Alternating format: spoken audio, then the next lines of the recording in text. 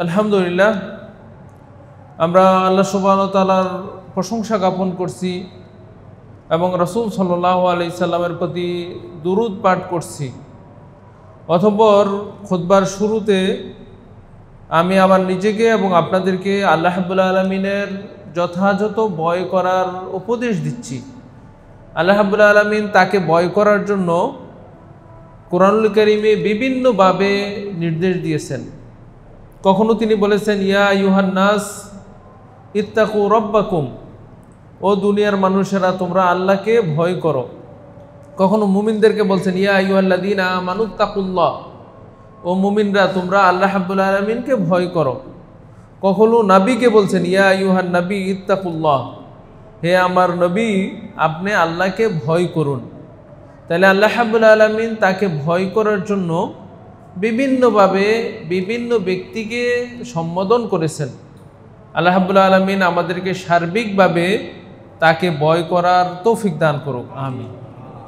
অতঃপর আমাদের জেনে নেওয়া উচিত যে আমরা দৈনন্দিন যে কাজগুলি করি, ইসলামের নির্দেশিত কিছু কাজ রয়েছে প্রত্যেক দিন করা লাগে, কিছু কাজ রয়েছে সপ্তাহে করতে হয়, কিছু কাজ আছে মাসিক, কিছু কাজ আছে বাৎসরিকভাবে করতে হয়, কিছু কাজ আছে জীবনে করতে হয় একবার।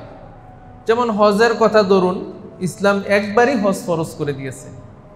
বাৎসরিক ইবাদতের মধ্যে ঈদ দেখেন, রমাদানের সিয়াম দেখেন, যাকাত আদায় দেখেন, এগুলি বাৎসরিক ইবাদত।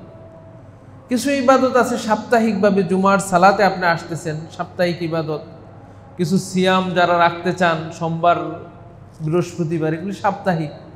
আর কিছু কাজ রয়েছে যেটা আমরা প্রত্যেক দিন করি এবং প্রত্যেক মানুষ এই কাজটা করি। যেমন ধরেন ঘুমানো একটা কাজ, এটা আমাদের এই ঘুমানো কাজটা আপনার প্রত্যেক মানুষই করতে হয় এবং প্রত্যেক দিনই করতে হয়। খাবার দাবার দেখেন, প্রত্যেক মানুষই এই কাজটার সাথে জড়িত এবং প্রত্যেক দিন এই কাজটা করতে হয়। টয়লেটে যাওয়া, প্রস্রাব পায়খানার সাথে সবাই জড়িত এবং প্রত্যেক দিন করতে হয়। তা আমরা এমন কোনো কিছু বিষয় নিয়ে আমরা আলোচনা করব যে বিষয়গুলি আমাদের দৈনন্দিন জীবনের সাথে জড়িত। এই বিষয়গুলি, এই সুন্নাহগুলি, নিয়ম কানুনগুলি যদি আমরা একবার জেনে নেই এবং সেটা আমল শুরু করি, তাহলে আমাদের প্রত্যেক দিন আমাদের জীবনের খাতায়, আমাদের আমলের খাতায় সওয়াব যোগ হইতেই থাকবে। তো এই জন্য আমরা আজকে একটা বিষয় নিয়ে আলোচনা করব, সেটা হলো পানাহারের ইসলামী শিষ্টাচার। খাবার এবং পান করার ইসলামের যে বিধিবিধান রয়েছে তার সংক্ষিপ্ত বিষয়গুলি নিয়ে আমরা আজকে আলোচনা করব। আমা তৌফিক ইল্লা বিল্লাহ, আলাইহি তাওয়াক্কালতু ওয়া ইলাইহি উনীব। সম্মানিত উপস্থিতি, খাবার দাবার হলো একটা মৌলিক চাহিদা। মানুষ বেঁচে থাকার জন্য যে পাঁচটা জিনিসকে মৌলিক চাহিদা বলা হয়, যে যেগুলি ছাড়া মানুষ আসলেই বাঁচতে পারে না, তার মধ্যে প্রথম যেটা, সেটা হলো খাদ্য।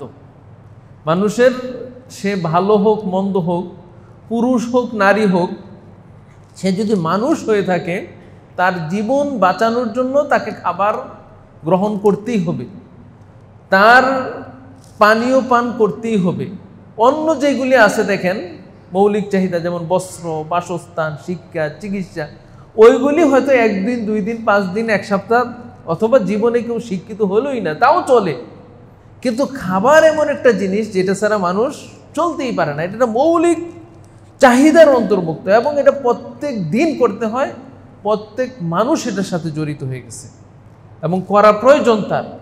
আর খাবারের বিষয়টা এখন এত ব্যাপক হয়ে গেছে, মানুষ যে শুধু মৌলিক চাহিদার জন্য খায় তা না।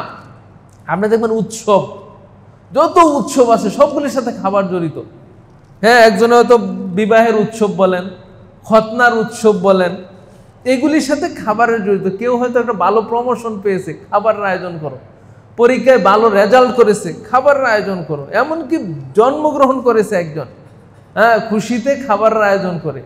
এখন তো মৃত্যুবরণ করেছে, তাও কি 40 3 দিনা, জায়েজ না যায় সেটা পরের প্রশ্ন, কিন্তু আমাদের সময় চলছে এইগুলি। তো সম্মানিত উপস্থিতি, তাইলে দেখেন খাবারের যে বিষয়টা, এটা ব্যাপকতা হয়ে গেছে এখন।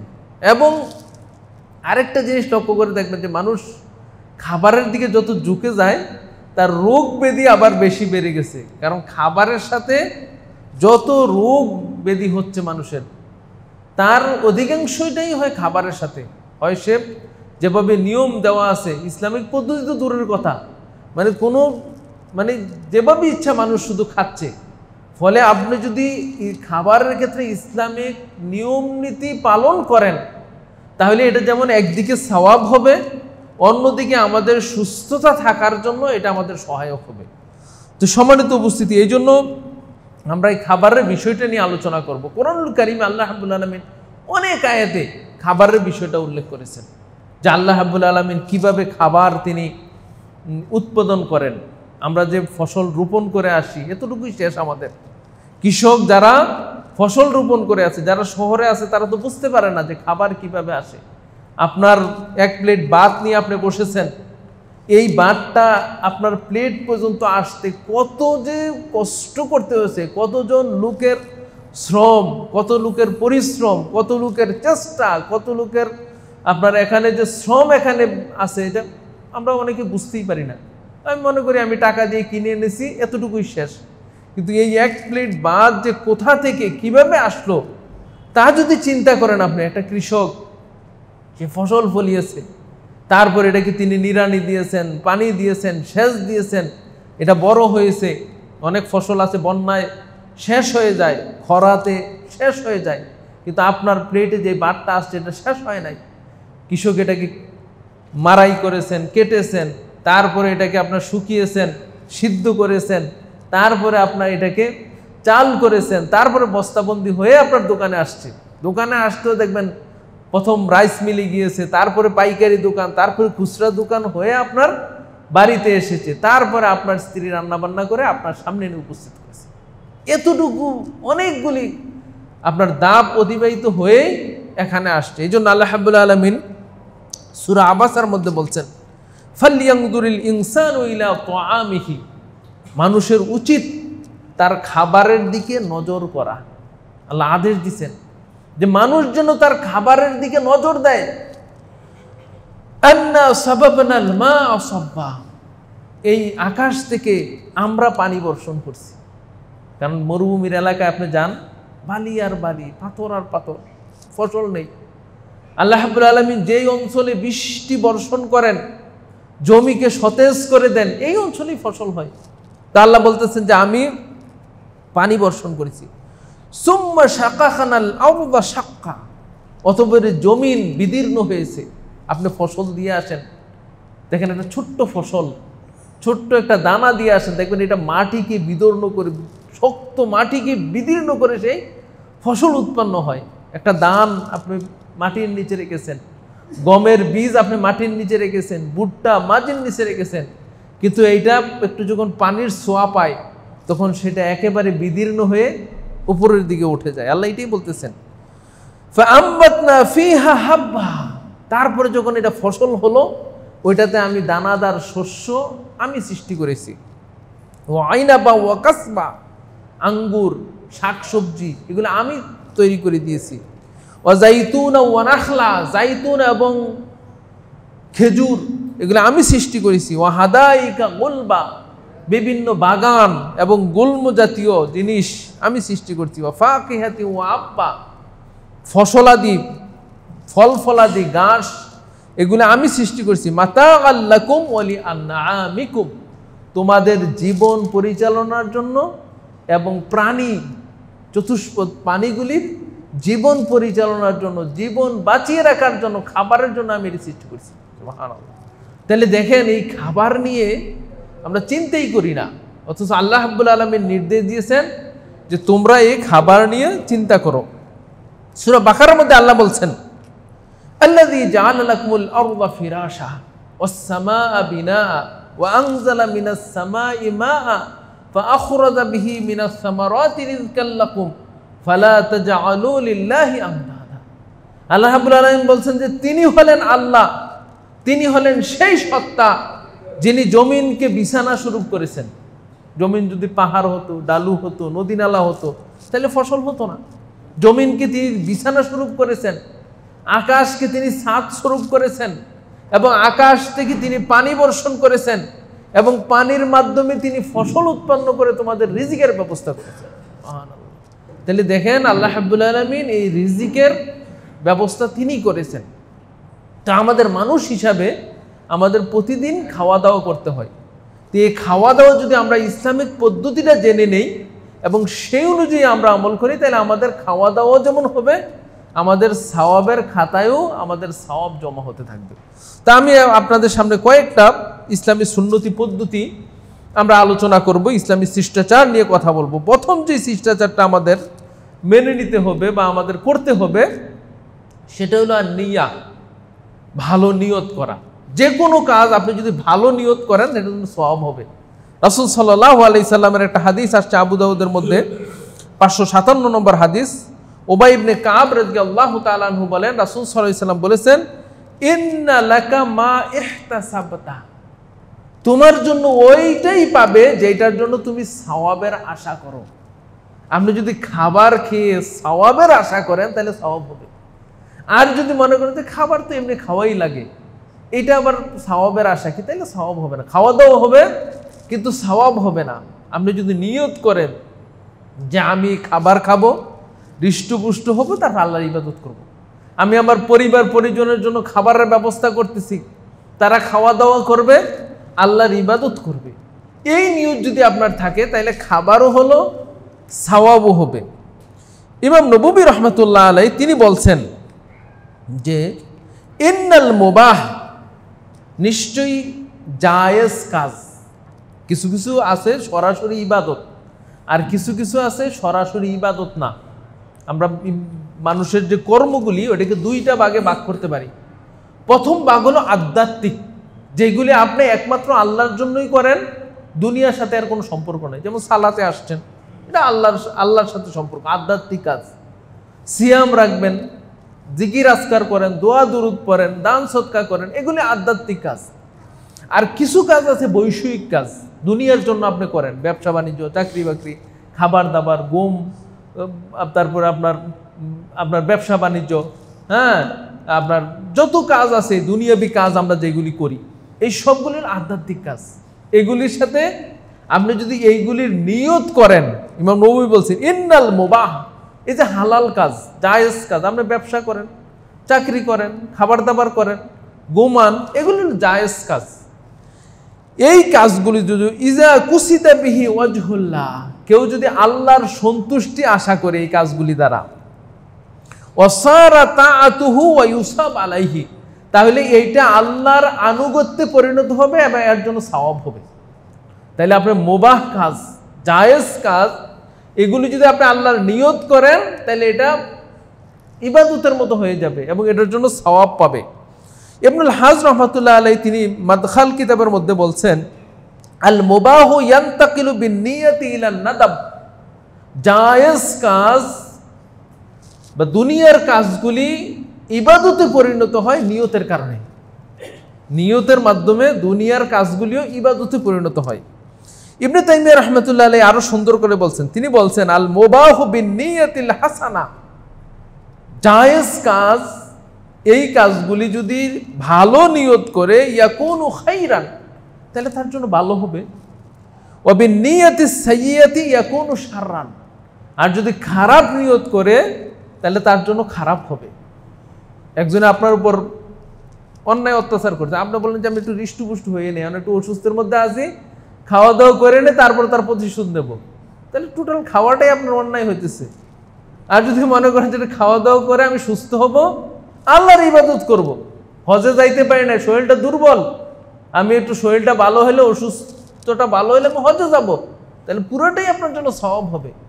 তাহলে আপনার যে কাজগুলি দুনিয়াবি কাজ, এই কাজগুলি যদি আমরা নিয়ত ভালো করি, নিয়ত পরিশুদ্ধ করি, নিয়ত আল্লাহর জন্য করি, তাহলে এইগুলিও সওয়াব হতে পারে। কিন্তু এগুলি নিয়ত করা জরুরি না, এমন না যে আপনি যেমন সালাতের মধ্যে যদি আল্লাহর জন্য নিয়ত না করেন তাহলে সালাত বাতিল, কিন্তু খাবার যদি আপনি নিয়ত না করেন তাহলে বাতিল হবে, এরকম না। কিন্তু আপনি নিয়তের মাধ্যমে আপনার খাবারটাকে ইবাদতে পরিণত করতে পারেন, মানে আপনি খাওয়া দাওয়া করলেন মানে সওয়াব হলো আপনার। 2 নম্বর যে বিষয়টা আমরা বলতে পারি আদব হিসাবে, সেটা হলো খাবারের পূর্বে হাত ধৌত করা।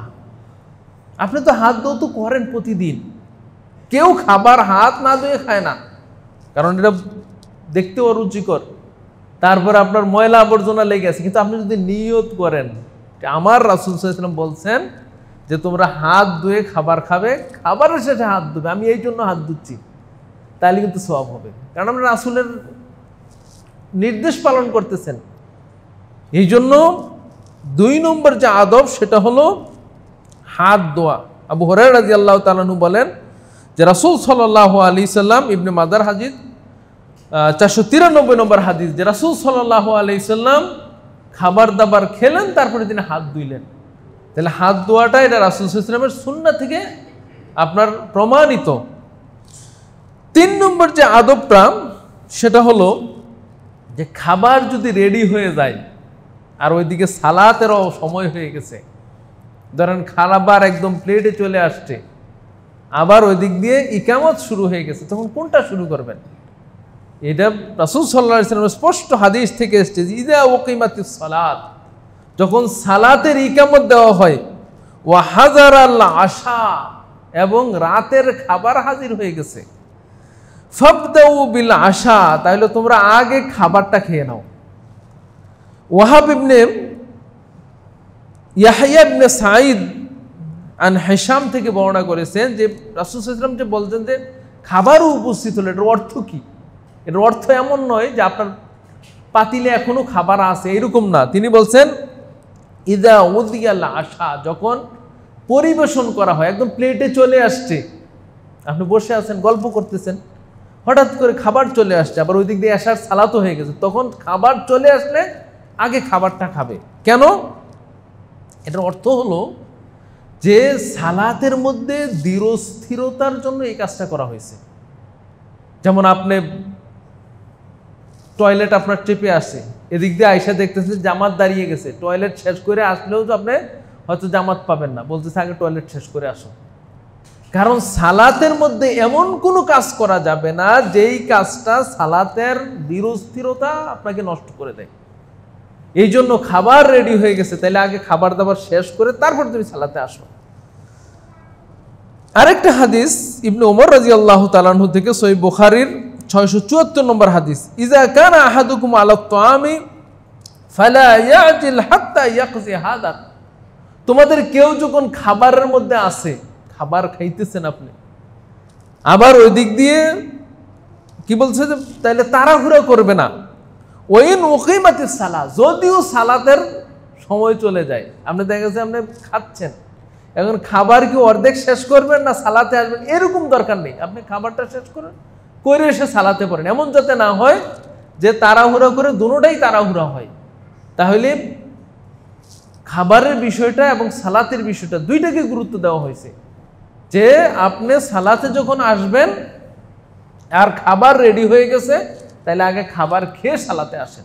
আবার খাবার খাইতেছেন, আবার সালাতের সময় চলে যাচ্ছে, আগে খাবারটা শেষ করে তারপরে সালাতে যান, যাতে করে কোনোটাই তাড়াহুড়া না হয়। অনেক সময় যদি তাড়াহুড়া করে খাবার খাওয়া, এটা কিন্তু এখন স্বাস্থ্যবিজ্ঞানও নিষেধ করছে যে চিবিয়ে চিবিয়ে আস্তে করে খাবার খাওয়া, অথচ রাসূল সাল্লাল্লাহু আলাইহি ওয়াসাল্লাম এটা দেখেন সালাতের চেয়ে আর গুরুত্ব বেশি দিয়েছেন। তাহলে এইটা একটা আদব। 3 নম্বর যে আদব, 4 নম্বর যে আদব, যেটা গুরুত্বপূর্ণ আদব, সেটা হলো খাবারের আগে এবং পরে দোয়া পড়া। খাবারের আগে নরমাল দোয়া কি, বিসমিল্লাহ বলে আমরা শুরু করি, এটা একটা দোয়া। হুযায়ফা থেকে রাদিয়াল্লাহু তাআলা আনহু থেকে সহিহ মুসলিমের হাদিস এবং আবু দাউদের 6766 নম্বর হাদিসে রাসূল সাল্লাল্লাহু আলাইহি ওয়াসাল্লাম বলেছেন, ইন্নাশ শায়তানা ইস্তাহিল্লুত তাআম আল্লাযী লাম ইউযকার ইসমুল্লাহ, কোন ব্যক্তি যদি বিসমিল্লাহ ছাড়া খাবার গ্রহণ করে, তাহলে শয়তান ওই খাবার তার জন্য হালাল করে নেয়। তাহলে শয়তানও খাবার খায়, খাবার মানুষ যেমন খায়, মানে শয়তানও খাবার খায়, মানে জিন জাতি তারাও খাবার খায়। নবী রাসূলও খাবার খেয়েছেন, শুধু ফেরেশতাদের খাবার লাগে না, আল্লাহ খাবার খান না। হ্যাঁ, অনেকে আছে, অনেক পীরদের গল্প এমন দেখা যায় যে জিকির খেয়েই অনেক বছর বাইসে আছে। জ্বলন্ত পীরের কাহিনী, হ্যাঁ, এক পীর চলে গেছে কোথায়, জঙ্গলে চলে গেছে, জঙ্গলে চলে গিয়ে জঙ্গলের গাছের ডালেই তিনি ঝুলতেছেন, আর গাছের বাকল তার হাতের উপর দিয়ে চলে গেছেন, তার মানে তিনি এতদিন কিভাবে বেঁচে ছিলেন? জিকির খেয়ে বেঁচে আছেন। এই গল্প আমাদের শোনানো হয়। এগুলি আজগবি গল্প এবং এগুলি বন্ডামি ছাড়ার কিছু না। মানুষ খেতেই হবে। নবী রাসূলগণ খেয়েছেন, রাসূল সাল্লাল্লাহু আলাইহি ওয়াসাল্লাম পেটে পাথর বেঁধেছেন খাবারের অভাবে, তিনি খাওয়া দাওয়া করেছেন। রাসূল সাল্লাল্লাহু আলাইহি ওয়াসাল্লামের প্রিয় কিছু খাবার ছিল, হ্যাঁ, তারপরে জিন জাতীয় খায়, শয়তানও খায়। রাসূল সাল্লাল্লাহু আলাইহি ওয়াসাল্লাম এখানে বলেছেন যে কেউ যদি বিসমিল্লাহ বলে না খায় তাহলে শয়তান ওই খাবার তার জন্য হালাল করে নেয়, মানে আপনিও খাচ্ছেন, শয়তানও ওইখান থেকে খাচ্ছে। আরেকটা হাদিস জাবের রাদিয়াল্লাহু তাআলা আনহু থেকে, আবু দাউদের মধ্যে 3765 নম্বর হাদিস। জাবের রাদিয়াল্লাহু তাআলা আনহু বলেছেন, ইজা দাখালার রাজুলু বিবাইতিহি, যখন কোনো ব্যক্তি তার ঘরে প্রবেশ করে, ফাযাকারা ইনদা দুখুলিহি, ঘরে প্রবেশের সময় যদি বিসমিল্লাহ সে বলে, ওয়া ইনদা তুআমিহি, এবং খাবার খাওয়ার সময় যদি বিসমিল্লাহ বলে, কালা শয়তান, তখন শয়তান বলে, লা মাবিতা লাকুম ওয়ালা আশা, এই বাড়িতে তোমাদের খাবারও নাই, থাকারও জায়গা নেই। ওইদা দাখালা, আর কোনো ব্যক্তি যদি ঘরে প্রবেশ করলো, ফালাম ইয়াজকুর ইনদা দুখুলিহি, ঘরে হুটহাট ঢুকে গেছে, বিসমিল্লাহ বলে নাই, ঘরের দরজা খুলেছে ঢুকে গেছে, বিসমিল্লাহ বলে নাই, কালা শয়তান, তখন শয়তান বলে, আদরাকতুমুল মাবিত, থাকার জায়গায় পেয়ে গেছো। তার মানে ওই ব্যক্তি ঘরে ঢোকার সময় বিসমিল্লাহ বলে নাই, শয়তানও তার সাথে ঢুকে গেছে, এখন শয়তান থাকবে আপনার ঘরে। ওয়ালাম ইয়াজকুর ইনদা তুআমিহি, আবার খাবার খেতে বসেছেন, রাতের খাবার খাচ্ছেন আপনি, বিসমিল্লাহ বলেন নাই, তখন শয়তান বলে, আদরাকতুমুল মাবিতা ওয়াল আশা, থাকা খাওয়া দুইটাই পেয়ে গেছে এই ঘরের মধ্যে। তাইলে খাবারের আগে বিসমিল্লাহ বলাটা এটা খুব গুরুত্বপূর্ণ বিষয়। আপনি যদি খাবারের সময় বিসমিল্লাহ না বলেন তাহলে শয়তান ওই খাবারে অংশ নিচ্ছে। আবার যদি আপনি ঘরে প্রবেশের সময় বিসমিল্লাহ না বলেন তাহলে সেইটাও শয়তান আপনার সাথে প্রবেশ করতেছে। এগুলি আদবের বিষয়, ছোট্ট ছোট্ট আমল, এগুলো কিন্তু অনেক কঠিন কাজ না যে আপনি দরজার সামনে অনেকক্ষণ দাঁড়িয়ে থাকতে হবে, মুনাজাত করতে হবে, দোয়া দুরূদ করতে হবে, অনেক কষ্ট হবে, এরকম না, একেবারে সহজ আমল, কিন্তু এগুলি প্র্যাকটিস করতে হবে। আপনি চিন্তা করে দেখেন দৈনন্দিন কতবার ঘরে ঢুকতেছেন, কয়বার বলছেন আপনি? কারণ আমাদের এটা প্র্যাকটিসে নেই, আমাদের অভ্যাসে নেই। এই ছোট ছোট বিষয়গুলো অভ্যাসে নিয়ে আসতে হবে, ছোট বাচ্চাদেরকে শিখিয়ে দিতে হবে, বাড়িতে যারা আছে সবাইকে বলতে হবে। আরেকটা হাদিস আসছে সালামের কথা, ঘরে ঢোকার সময় সালামের কথা। রাসূল সাল্লাল্লাহু আলাইহি ওয়াসাল্লাম বলেছেন যে 3 ব্যক্তির জামিন আল্লাহ রাব্বুল আলামিন নিয়ে নিছেন। জামিন তো বুঝেন, মানে তার অধীনে থাকা। তো রাসূল সাল্লাল্লাহু আলাইহি ওয়াসাল্লাম আবার ব্যাখ্যা করছেন যে আল্লাহ যে জামিন নিছেন তার অর্থ হলো ইন আশা রুদিকা, সে যদি বেঁচে থাকে আল্লাহ তাকে রিজিক দিবেন, ওয়াইন মাতা আদখালাহুল্লাহুল জান্নাহ, আর সে আল্লাহর জামিনে থাকা অবস্থায় যদি মারা যায় আল্লাহ তাকে জান্নাতে পৌঁছাবেন। তাহলে আল্লাহর জামিনটা অনেক গুরুত্বপূর্ণ বিষয়। 3টা কাজে আল্লাহ জামিন হয়। 1, রাজুলুন খারাজা ইলাল মসজিদ, কোনো ব্যক্তি যদি মসজিদে বের হয়, যেটা আপনারা মসজিদে আসছেন, জামিন মানে আল্লাহর নিরাপত্তায় আপনারা আছেন। ওয়া রাজুলুন খারাজা ইলাল জিহাদ, কোনো ব্যক্তি যদি জিহাদের জন্য বের হয় তাহলে আল্লাহর জামিন থাকে। আর 3 নম্বর কেসটা যেটা আজকে বলতে চাচ্ছি সেটা হলো রাজুলুন দাখালা বিবাইতিহি বিসসালাম, দাখালা ফি বাইতিহি বিসসালাম, কোনো ব্যক্তি যদি সালাম দিয়ে ঘরে প্রবেশ করে তাহলে আল্লাহ আপনার জামিনে আছেন, মানে আপনারা আল্লাহর জামিনে আছেন। তাইলে আমরা ঘরে প্রবেশের সময় 2টা আদব, একটা হলো বিসমিল্লাহ বলা, আর একটা হলো সালাম দিয়ে প্রবেশ করা। কেউ ঘরে না থাকলে আপনি সালাম দিবেন, কারণ আপনার ফ্ল্যাটে কেউ নাই, আপনি একা আছেন, পরিবার বাড়িতে চলে গেছে, আপনি প্রবেশ করতেছেন তাও সালাম দিবেন, কারণ ফেরেশতারা আছে ঘরের মধ্যে।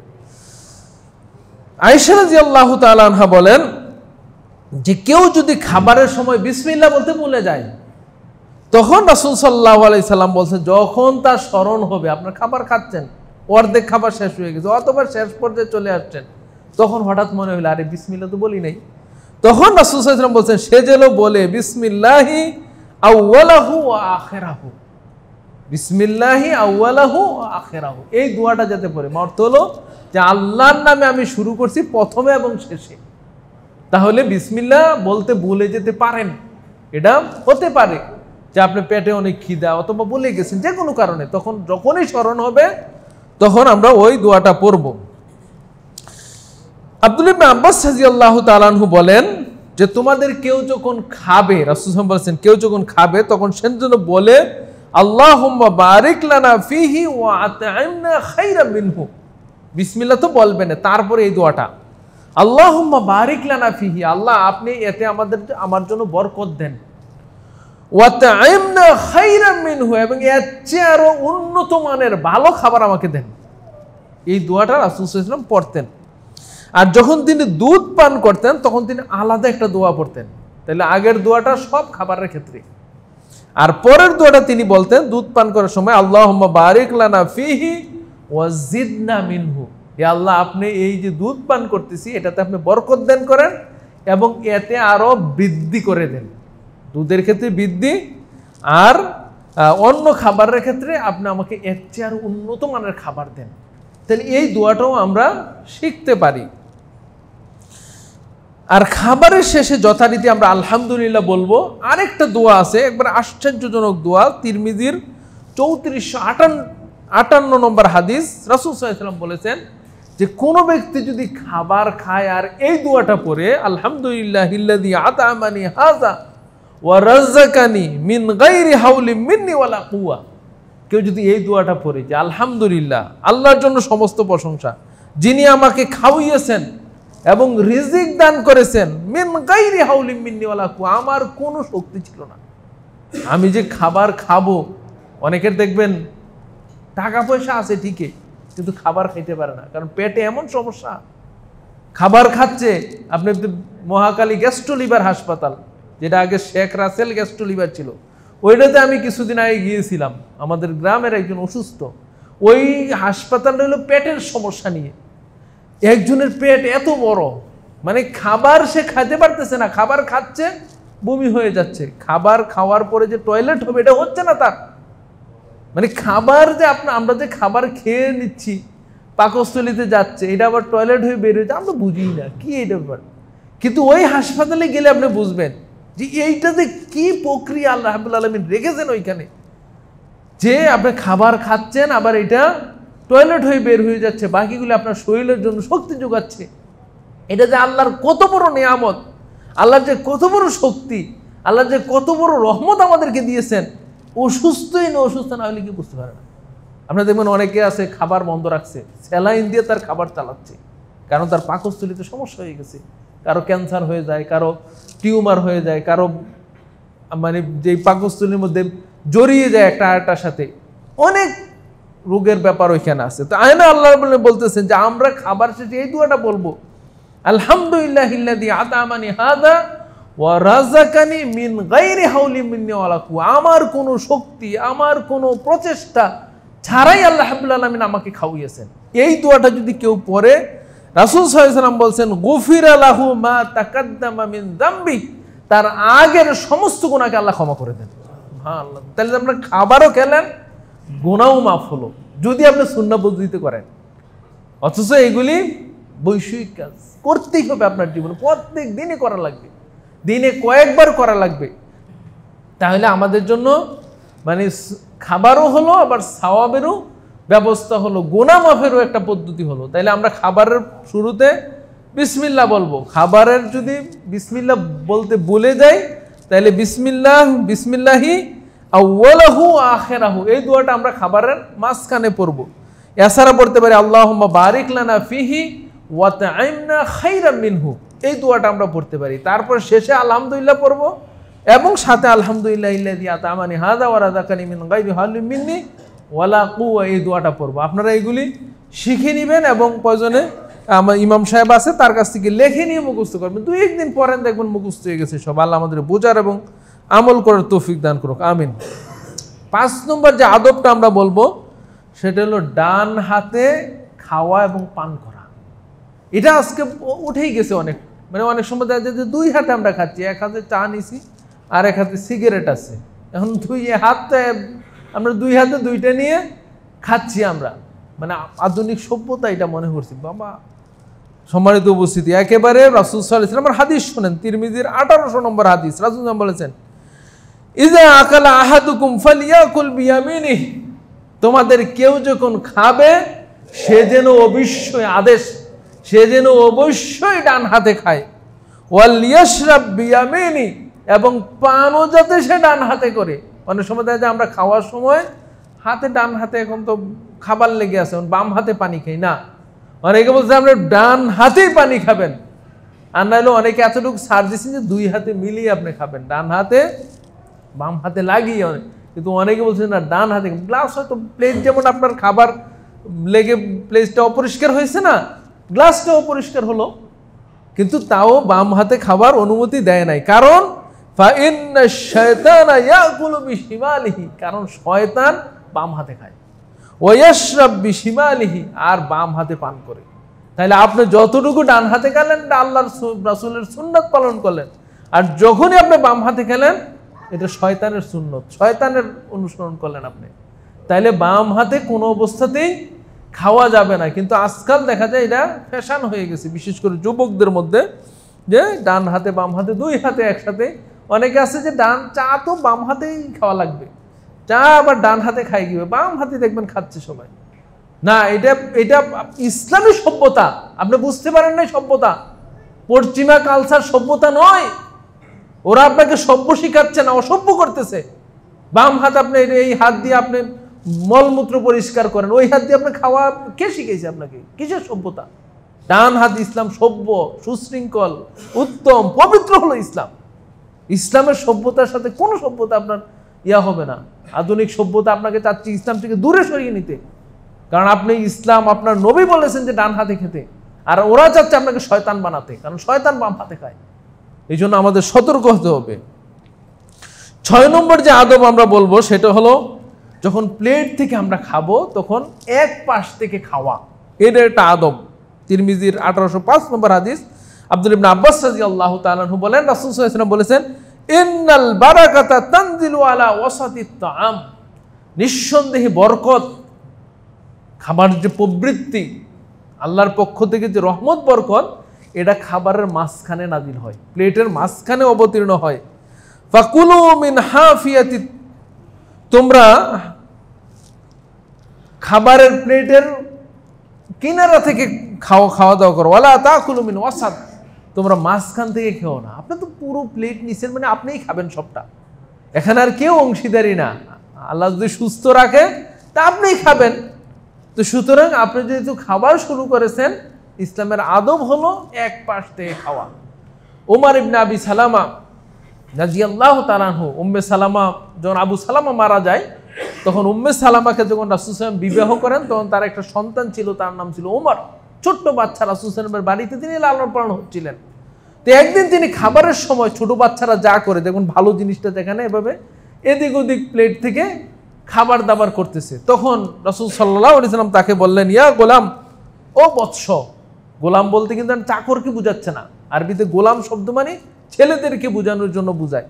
ইয়া গোলাম, ও বৎস, ও ছেলে, সাম্মিল্লাহ, তুমি বিসমিল্লাহ বলে খাবার শুরু করো। অকুল বিয়ামিনিক, তুমি তোমার ডান হাত দিয়ে খাও। অকুল মিম্মা ইয়ালিক, এবং তোমার পাশে যেটা আছে এটা খাও। 3টা শব্দ দিয়ে 3টা আদব শিক্ষা দিয়ে দিলেন। ডান হাত দিয়ে খেতে হবে, পাশে দিয়ে খেতে হবে, বিসমিল্লাহ বলে খেতে হবে। এইগুলি ছোট্ট ছোট আদব আপনি আপনার সন্তানদেরকে শিক্ষা দিতে পারেন, কারণ ছোটকালে যেটা শিক্ষা নেয় এটা সারা জীবন তার মনে থাকে। আপনি দেখবেন যে ডান হাত দিয়ে খায় সে কখনো বাম হাত দিয়ে আপনি দিলেও খাইতে পারবেন না। একজনের হয়তো ডান হাত সমস্যা হয়ে গেছে, যেমন আমাদের এক ভাই কুমিল্লার অ্যাক্সিডেন্টে তার ডান হাত সমস্যা হয়ে গেছে, যে বাম হাত দিয়ে খেতে হয়, কিন্তু তাতে কত কষ্ট হচ্ছে, মানে খায়নি তো কোনোদিন। তা আপনি তাকে একটা অভ্যাস যখন শিখিয়ে দিবেন, তখন দেখবেন এইটা তার লঙ্ঘন করা, এটাকে না করে সে থাকে, তার জন্য কঠিন হয়ে যায়। এই জন্য ছোট ছোট বাচ্চাদেরকে আমরা খাবারের নিয়ম, আপনার সাথেই বসছে, তাকে শিক্ষা দেন যে বাবা বিসমিল্লাহ বলছো, না হলে বলো, হ্যাঁ, খাবারের শেষে আলহামদুলিল্লাহ, হ্যাঁ, এই নিয়মগুলি তাকে শিক্ষা দিতে হবে। এগুলি আমাদের পারিবারিক জীবনে সুন্দর হবে এবং ইসলামিক দাঁতে গড়ে উঠবে। আল্লাহ আমাদেরকে বোঝার এবং আমল করার তৌফিক দান করুন। 7 নম্বরে যে আদবটা বলবো সেটা হলো, রাসূল সাল্লাল্লাহু আলাইহি ওয়াসাল্লাম নিষেধ করেছেন যে হেলান দিয়ে খাওয়া। খাবারের সময় যেটা রাসূল সাল্লাল্লাহু আলাইহি ওয়াসাল্লামের সুন্নতি পদ্ধতিতে পাওয়া যেত, যে তিনি তার হাঁটু পায়ের পেটের সাথে লেগে থাকতো, হ্যাঁ, মানে হেলান দিয়ে খেতেন না, কারণ পেটের সাথে লেগে থাকলে খাবার কম হবে, কম খাওয়া যায়, আর কম খাওয়ার মধ্যেই কল্যাণ রয়েছে। তো রাসূল সাল্লাল্লাহু আলাইহি ওয়াসাল্লাম তিনি আবি হুযাইফা তিনি বলতেছেন যে কাল রাসূল সাল্লাল্লাহু আলাইহি ওয়াসাল্লাম লা আকুলু মুত্তাকিয়ান, রাসূল সাল্লাল্লাহু আলাইহি ওয়াসাল্লাম বলতেছেন আমি হেলান দিয়ে কখনো খাই না, একেবারে হেলান দিয়ে অহংকার বশত মানে এরকম তিনি খেতেন না, তিনি বিনয়ী নম্র হয়ে, কারণ এই খাবার এটা আমাদের অধিকারে নেই, আল্লাহ রাব্বুল আলামিন দিয়েছেন। অনেকের দেখেন আপনার আর্থিক অসচ্ছলতার কারণে খাবার খেতে পারতেছে না, ফিলিস্তিনের অবস্থা দেখেন ঘাস পাতা খেয়ে আছে, খাবার পৌঁছাচ্ছে না তাদের কাছে। তা আল্লাহ রাব্বুল আলামিন যে আপনাকে এত সুন্দরভাবে রিজিকের ব্যবস্থা করেছেন, এই জন্য বিনয় নম্রই হওয়া, বিনয় হওয়া, অহংকার প্রকাশ না করা, এই জন্য তিনি আপনার হেলান দিয়ে খেতেন না। এবং আল্লাহ রাব্বুল আলামিন দেখেন মানুষকে যে সম্মানিত করেছেন, তার খাবার গ্রহণটা দেখলেও আপনি বুঝতে পারবেন। সমস্ত প্রাণী আমরা যা দেখি দেখবেন মুখ লাগিয়ে, মুখটাকে নিচু করে মাটির সাথে মুখ লাগিয়ে সে খাচ্ছে। বাঘ বলেন, সিংহ বলেন, গরু বলেন, হাঁস মুরগি বলেন, দেখেন ওদের কিন্তু হাত পাও দিয়ে একদম মুখ পর্যন্ত পৌঁছানো সম্ভব হয় না, আল্লাহ তাদেরকে এই সিস্টেম করেন নাই। কিন্তু আপনাকে আমাকে কত সুন্দর করেছেন, আপনি সুন্দরভাবে বসবেন, হাত দিয়ে একটু করে ছিঁড়ে তারপর মুখের মধ্যে দিবেন। মুখ আল্লাহ বলেন যে তোমার প্লেটে তুমি নিয়ে মুখটা লাগাও, লাগাই তারপর খাও, এই সিস্টেম দেন। তারপর হাতের আঙ্গুলিগুলি দেখেন এমন সিস্টেমে আপনি তৈরি করেছেন। যারা চামচ দিয়ে খায়, অনেকে এমন সভ্যতায় কি বেড়েছে চামচ দিয়ে খাওয়া, আপনি চামচ দিয়ে খেতে পারেন, কিন্তু চামচ দিয়ে খেলে পরিপূর্ণ তৃপ্তি হাতের মতো হয় না। আল্লাহ বলেন হাতটাকে দেখেন, কোনো আঙ্গুলি একটু ছোট, কোনো আঙ্গুলি বড়, কিন্তু খাবারের সময় সবগুলি একসাথে যেয়ে খাবারে লাগতেছে। কত সুন্দরভাবে আল্লাহ রাব্বুল আলামিন সৃষ্টি করে দিয়েছেন, আলহামদুলিল্লাহ।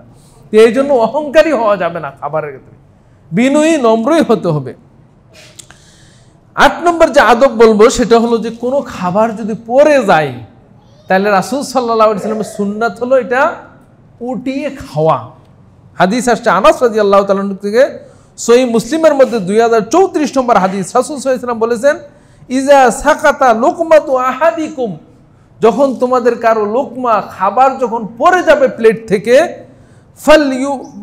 ফালইউমিত আনহাল আযা, তাহলে সে যেত তার এই খাবারের মধ্যে যদি ধুলাবালি লেগে থাকে তাহলে এটা যাতে সে পরিষ্কার করে, ওয়ালিয়াকুল, এবং এটা যাতে সে খেয়ে ফেলে, ওয়ালা ইয়াদউহা লিশ-শায়তান, শয়তানের জন্য যাতে ছেড়ে না দেয়।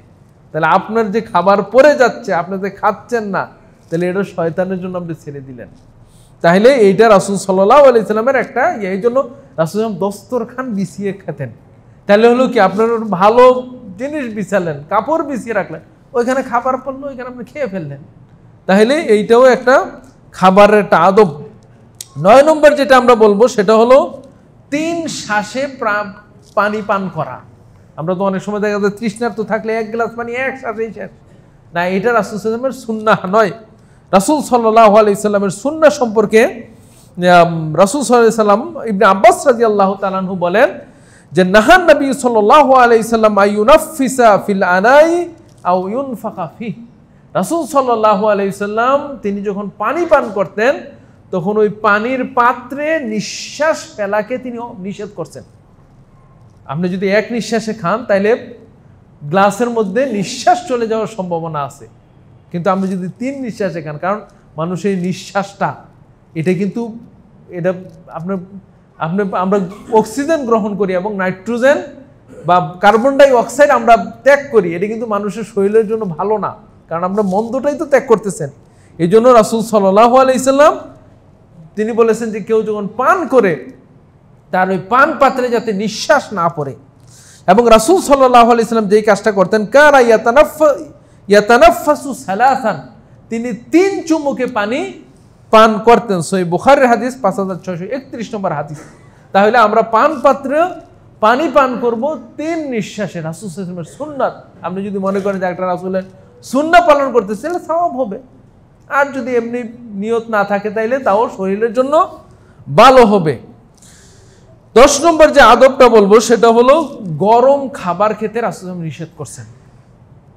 গরম খাবার আমরা অনেক সময় দেখা যায় চা অনেক গরম, তখন কি করে ফু দেই না, ফু দিতে আবার নিষেধ করছেন রাসূল সাল্লাল্লাহু আলাইহি ওয়াসাল্লাম, কারণ গরমও খেতে নিষেধ করছেন, মানে এমন গরম যে গরমটা আপনার শরীরের জন্য সমস্যা সৃষ্টি করবে। হ্যাঁ, এই গরম খেতে নিষেধ করেছেন, আবার ফু দিতেও নিষেধ করছেন। তাহলে চা যেটা যেরকম গরম হইলে আপনি খেতে পারবেন ওইভাবে খাবেন, কিন্তু ফু দিয়ে দিয়ে ঠান্ডা করে করে যে আমরা খাই এটা কিন্তু নিষেধ আছে। বিজ্ঞানও এটা বলেছে যে এটা সমস্যা। আসমা বিনতে আবু বকর রাদিয়াল্লাহু তাআলা আনহা তিনি বলেন, ইন্নাহু আ'যামু লিল বারাকা, নিঃসন্দেহে সবচেয়ে বড় বরকত রয়েছে, ইয়ানি তা'আমাল্লাযী যাহাবা ফাওরুহু ওয়া দুখানুহু, ওই তো আমের মধ্যে বরকত রয়েছে সবচেয়ে বেশি, যেই তো আমের আপনার গরম চলে গেছে, মানে একেবারে বেশি গরম এটাও চলে গেছে, এবং দোয়া, অনেক সময় দেখা যায় না ভাত আপনি গরম ভাত এনে দিয়েছে, দোয়া উঠতেছে, ওই দোয়াটাও চলে গেছে। তাইলে একটা নির্দিষ্ট পরিমাণ তাপমাত্রা যেটা আপনার জন্য সহনীয়, এই পরিমাণে খাওয়ার জন্য নিষেধ আল্লাহ রাসূল সাল্লাল্লাহু আলাইহি ওয়াসাল্লাম নির্দেশ দিয়েছেন। তাইলে এইটা একটা সুন্দর আদব। 11 নম্বর যে আদবের কথা বলবো আমরা সংক্ষিপ্তভাবে, সেটা হলো একত্রিতভাবে খাওয়া। একত্রিত খাওয়াটা দুইভাবে হতে পারে।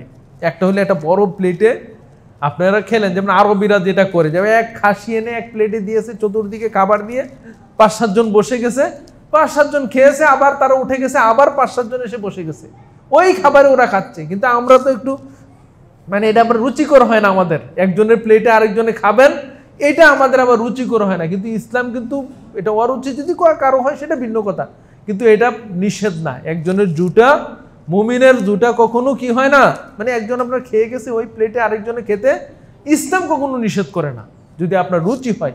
প্লেটে সব খাবার দেওয়া হয়েছে, 4-5 জন চতুর্দিকে বসে আপনি খেয়ে নিলেন, অথবা প্রত্যেকের আলাদা আলাদা প্লেট কিন্তু একসাথে খেলেন। অনেকে আছে না যে পরিবারের সবাই একসাথে বসে টেবিলে বসেন আর যেখানেই বসেন একসাথে খেলেন, তাহলে এই দুইটারই হতে পারে। রাসূল সাল্লাল্লাহু আলাইহি সাল্লাম এটার প্রতি তিনি উৎসাহ দিয়েছেন, কুলু জামিয়ান ওয়ালা তাফাররাকু ফাইন্নাল বারাকাতা মাল জামা। রাসূল সাল্লাল্লাহু আলাইহি সাল্লাম বলছেন তোমরা একসাথে খাও, বিচ্ছিন্ন হয়ে খেও না, কারণ বরকত একসাথে খাবারের মধ্যেই রয়েছে। সংক্ষিপ্তভাবে বলে দিচ্ছি 12 নম্বর যেটা, সেটা হলো পরিমিত খাওয়া, অপচয় না করা। রাসূল সাল্লাল্লাহু আলাইহি সাল্লাম পেটটাকে 3টা ভাগ করতে বলছেন। একটা ভাগ হলো খাবারের জন্য, একটা ভাগ হলো পানির জন্য, আর একটা ভাগ হলো নিঃশ্বাসের জন্য। এখন কিন্তু বিজ্ঞান এটাই বলে, স্বাস্থ্য বিজ্ঞান এটাই বলে যে যত রোগ শোক হচ্ছে, ডায়াবেটিস হয়েছে খাবারের জন্য, আপনার হার্টে ব্লক হয়েছে, হ্যাঁ এটা খাবারের জন্য, হার্ট অ্যাটাক হয়েছে খাবারের কারণে, আপনার অ্যাসিডিটি হচ্ছে মানে পেটের সমস্যা হচ্ছে খাবারের জন্য, আপনি মোটা হয়ে যাচ্ছেন খাবারের জন্য, মানে যত সমস্যা হচ্ছে খাবারের জন্য। ইসলামের নিয়ম নীতি মানেন যে 1 ভাগ খাবার, 1 ভাগ পানীয় পানির জন্য, আর 1 ভাগ আপনার খালি রাখেন, তাহলে কি হয়েছে আপনার সমস্যা হবে না। আল্লাহ বলেছেন কুলু ওয়াশরাবু ওয়ালা তুসরিফু, তোমরা খাও পান করো কিন্তু অপচয় করো না। আপনার শরীরের প্রয়োজন নাই কিন্তু আপনি খাচ্ছেন, অপচয়টা আরেক মানুষ খেতে পাচ্ছে না, তাহলে এটা অপচয় হয়ে যাচ্ছে। একটা হলো জিনিস নষ্ট করে অপচয়, আরেকটা হলো আপনার অপ্রয়োজনীয় খাওয়াটা অপচয়, তাহলে কোনো অপচয় করা যাবে না। তারপরে আপনার 13 নম্বরে যেটা, সেটা হলো আঙ্গুল চেটে চেটে খাওয়া।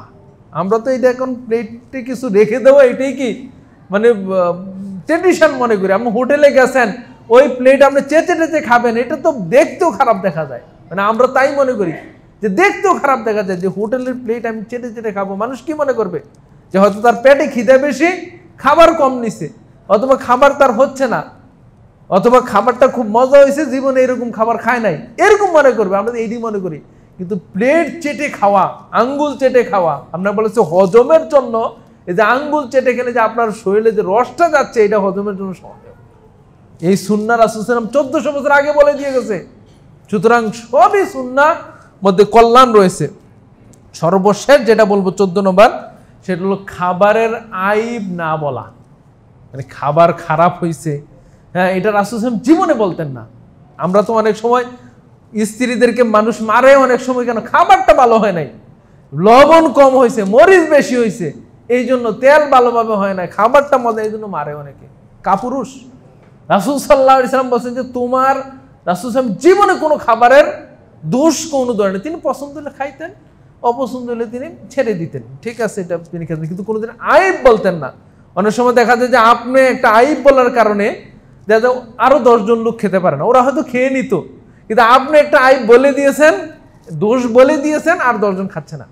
এই জন্য আপনার খাবার পছন্দ না হলেও আপনি এটাকে চুপ থাকবেন, আপনার ঘরেই দেখবেন ছেলে মেয়ে স্ত্রী পুত্র সবাই বসছেন, আপনি যদি দোষটা না ধরেন সবাই খেয়ে নিবি, কিন্তু আপনি যদি একটা দোষ বলছেন তখন সবাই বলবে না এটা ঠিকই দোষ, তখন আর খাবার আর হলো না। এই জন্য রাসূল সাল্লাল্লাহু আলাইহি ওয়াসাল্লাম দোষ বর্ণনা করতেন না। যে সম্মানিত উপস্থিতি, খাবার আমাদের প্রত্যেক দিনের প্রয়োজন। এই নিয়ম কানুনগুলি যদি আমরা মেনে চলতে পারি, আমি 14টা নিয়ম কানুন বলেছি, আমি আবার বলে দিচ্ছি। 1 নম্বর হলো যে নিয়াত পরিশুদ্ধ করা, যে আমি খাবার এই জন্য খাবো যে হৃষ্টপুষ্ট হয়ে আমি আল্লাহর ইবাদত করতে পারবো, এই নিয়ত করা। হাত ধুয়ে খাবার দাবার খাওয়া। তারপরে আপনার যখন সালাতের সময় হয়ে যাবে আর খাবারও রেডি হয়ে যাবে, তাকে আগে খাবার খেয়ে তারপরে সালাতে আসে, যাতে করে ধীরস্থিরের মধ্যে সালাত আমরা আদায় করতে পারি। আগে পরে দোয়া পাঠ করা, ডান হাতে খাবার খাওয়া, মাঝখান থেকে না খেয়ে প্লেটের পাশ থেকে খাবার খাওয়া, হেলান দিয়ে না খাওয়া এবং মধ্যম পন্থায় খাওয়া। হ্যাঁ, 1 ভাগ খাদ্য খাওয়া, পানে 1 ভাগ পানির জন্য রেখে দেওয়া এবং 1 ভাগ আপনার শ্বাস প্রশ্বাসের জন্য রেখে দেওয়া, এবং আপনার কি যে কয় আপনার গরম অবস্থায় না খাওয়া, মানে একেবারে গরম না খাওয়া, ফু না দিয়ে খাওয়া, পানির মধ্যে যাতে নিঃশ্বাস না পারে এই জন্য 3 নিঃশ্বাসে পান করা এবং একত্রিতভাবে খাওয়া। এই সুন্নাহগুলি যদি আমরা মেনে চলতে পারি তাহলে আমাদের যেমন সওয়াব হবে এবং রাসূল সুন্নাতের প্রতি আমল করা হবে। আল্লাহ রাব্বুল আলামিন আমাদের সুন্নাহ অনুযায়ী আমল করার এবং সেই অনুযায়ী জীবনযাপন করার তৌফিক দান করুক। আমিন। হাযা ওয়া সাল্লাল্লাহু আলা নবিয়িনা মুহাম্মদ ওয়া আলা আলিহি ওয়া সাহবিহি আজমাইন। আল্লাহুম্মা সাল্লি আলাইহি ওয়া বারিক আলাইহি।